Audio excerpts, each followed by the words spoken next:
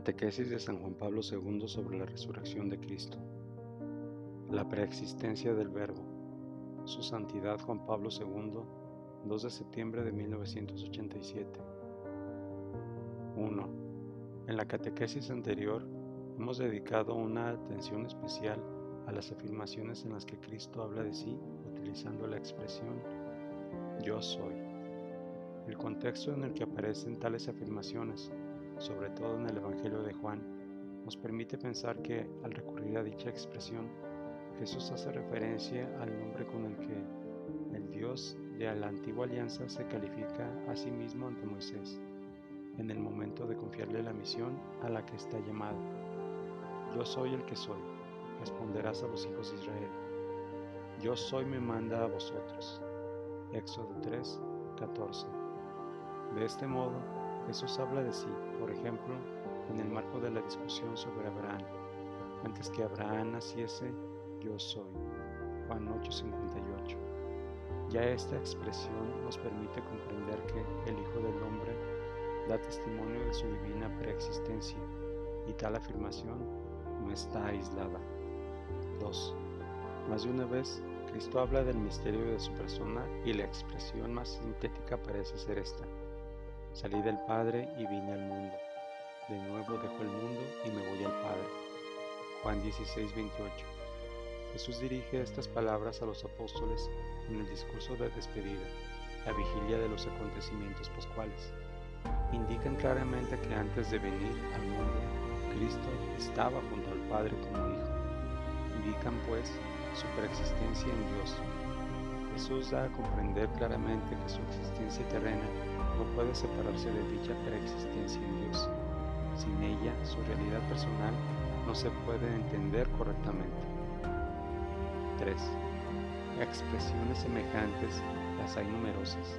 Cuando Jesús alude a la propia venida desde el Padre al mundo, sus palabras hacen referencia generalmente a su preexistencia divina. Esto está claro de modo especial en el Evangelio de Juan.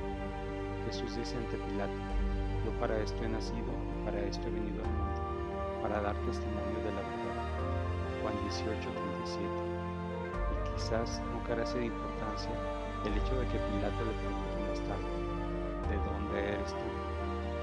Juan 19:9. Y antes aún leemos: mi testimonio es verdadero, porque sé de dónde vengo y a dónde voy. Juan 8:14. A propósito de ese ¿de dónde eres tú? En el coloquio nocturno con Nicodemo, podemos escuchar una declaración significativa: nadie subió al cielo sino el que bajó del cielo, el Hijo del Hombre que está en el cielo. Juan 3:13. Esta venida del cielo, del Padre, indica la preexistencia divina de Cristo, incluso en relación con su marcha. ¿Qué sería si vierais al Hijo del Hombre subir allí donde estaba antes? Pregunta Jesús en el contexto del discurso eucarístico, en las cercanías de Cafarnaúm. Juan 6:62. 4. Toda la existencia terrena de Jesús como Mesías resulta de aquel antes, y a él se vinculó de nuevo como una dimensión fundamental, según la cual el Hijo es una sola cosa con el Padre. Cuán elocuentes son, desde este punto de vista, las palabras de la oración sacerdotal en el cenáculo: yo te he glorificado sobre la tierra, llevando a cabo la obra que me encomendaste realizar. Ahora tú, Padre, glorifícame cerca de ti mismo con la gloria que tuve cerca de ti antes que el mundo existiese. Juan 17:4 al 5. También los evangelios sinópticos hablan en muchos pasajes sobre la venida del Hijo del Hombre para la salvación del mundo. Como por ejemplo, Lucas 19:10, Marcos 10:45, Mateo 20:28. Sin embargo, los textos de Juan contienen una referencia especialmente clara a la preexistencia de Cristo. 5. La síntesis más plena de esta verdad está contenida en el prólogo del cuarto Evangelio. Se puede decir que en dicho texto, la verdad sobre la preexistencia divina del Hijo del Hombre adquiere una ulterior explicación, en cierto sentido definitiva. Al principio era el Verbo, y el Verbo estaba en Dios, y el Verbo era Dios. Él estaba al principio en Dios. Todas las cosas fueron hechas por Él. En Él estaba la vida, y la vida era la luz de los hombres. La luz luce en las tinieblas, pero las tinieblas no la acogieron. Juan 1, versículos del 1 al 5. En estas frases, el evangelista confirma lo que Jesús decía de sí mismo cuando declaraba: salí del Padre y vine al mundo. Juan 16, 28. Cuando rogaba al Padre lo glorificase con la gloria que Él tenía cerca de Él antes que el mundo existiese. Confer Juan 17, 5. Al mismo tiempo, la preexistencia del Hijo en el Padre se vincula estrechamente con la revelación del misterio trinitario de Dios. El Hijo es el Verbo eterno, es Dios de Dios, de la misma naturaleza que el Padre, como se expresará el Concilio de Nicea en el símbolo de la fe. La fórmula conciliar refleja precisamente el prólogo de Juan. El Verbo estaba en Dios y el Verbo era Dios. Afirmar la preexistencia de Cristo en el Padre equivale a reconocer su divinidad, a su naturaleza, como a la naturaleza del Padre. Pertenece a la eternidad. Esto se indica con la referencia a la preexistencia eterna en el Padre. 6. El prólogo de Juan, mediante la revelación de la verdad sobre el Verbo contenida en él, constituye como el complemento definitivo de lo que ya el Antiguo Testamento había dicho de la sabiduría. Véanse, por ejemplo, las siguientes afirmaciones: desde el principio y antes de los siglos me creó, y hasta el fin no dejaré de ser. Sirach 24:14. El que me creó reposó en mi tienda y me dijo: pon tu tienda en Jacob. Sirach 24:12-13. La sabiduría de que habla el Antiguo Testamento es una criatura y al mismo tiempo tiene atributos que la colocan a por encima de todo lo creado. Siendo una, todo lo puede, y permaneciendo la misma, todo lo renueva. Sabiduría 7:27.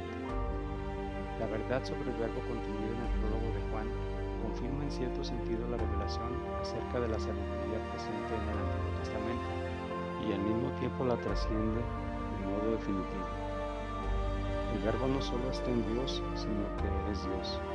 Al venir a este mundo en la persona de Jesucristo, el Verbo viene entre su gente, puesto que el mundo fue hecho por medio de él. Confer Juan 1:10-11.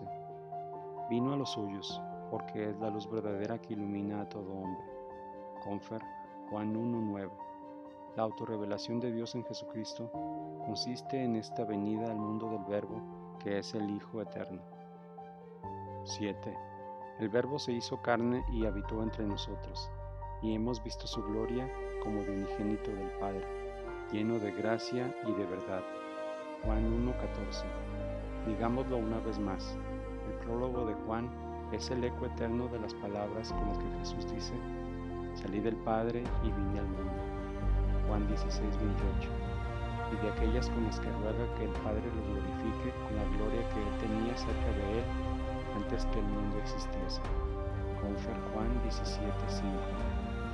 El Evangelio tiene ante los ojos la revelación veterotestamentaria acerca de la sabiduría y al mismo tiempo todo el acontecimiento pascual, la marcha mediante la cruz y la resurrección, en las que la verdad sobre Cristo, Hijo del Hombre y verdadero Dios, se ha hecho completamente clara a cuantos han sido sus testigos oculares. 8. En estrecha relación con la revelación del Verbo, es decir, con la divina preexistencia de Cristo, haya también confirmación la verdad sobre el Emmanuel. Esta palabra, que en traducción literal significa Dios con nosotros, expresa una presencia particular y personal de Dios en el mundo. Ese yo soy de Cristo manifiesta precisamente esta presencia ya preanunciada por Isaías. Confer Isaías 7:14, proclamada siguiendo las huellas del profeta en el Evangelio de Mateo. Confer Mateo 1:23, y confirmada en el prólogo de Juan. El Verbo se hizo carne y habitó entre nosotros. Juan 1:14. El lenguaje de los evangelistas es multiforme, pero la verdad que expresan es la misma. En los sinópticos, Jesús pronuncia su "Yo estoy con vosotros", especialmente en los momentos difíciles, como por ejemplo Mateo 14:27, Marcos 6:50, Juan 6:20, con ocasión de la tempestad que se calma, como también en la perspectiva de la misión apostólica de la Iglesia. Yo estaré con vosotros siempre hasta la consumación del mundo. Mateo 28:20. 9. La expresión de Cristo, salí del Padre, vine al mundo, Juan 16:28, contiene un significado salvífico soteriológico. Todos los evangelistas lo manifiestan. El prólogo de Juan lo expresa en las palabras: a cuantos lo recibieron, al Verbo, dioles poder de venir a ser hijos de Dios, la posibilidad de ser engendrados en Dios. Confer Juan 1, 12 y 13. Esta es la verdad central de toda la soteriología cristiana, vinculada orgánicamente con la realidad revelada de Dios hombre. Dios se hizo hombre a fin de que el hombre pudiera participar realmente de la vida de Dios. Más aún, pudiese llegar a ser él mismo, en cierto sentido, Dios.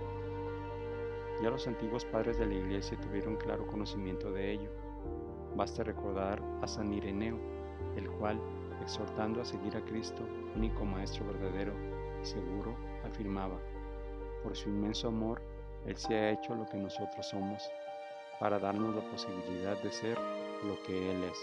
Confer Adversus Aereses 5, Praef, pg 7, 1, 120. Esta verdad nos abre horizontes ilimitados con los cuales situar la expresión concreta de nuestra vida cristiana a la luz de la fe en Cristo, Hijo de Dios, Verbo del Padre.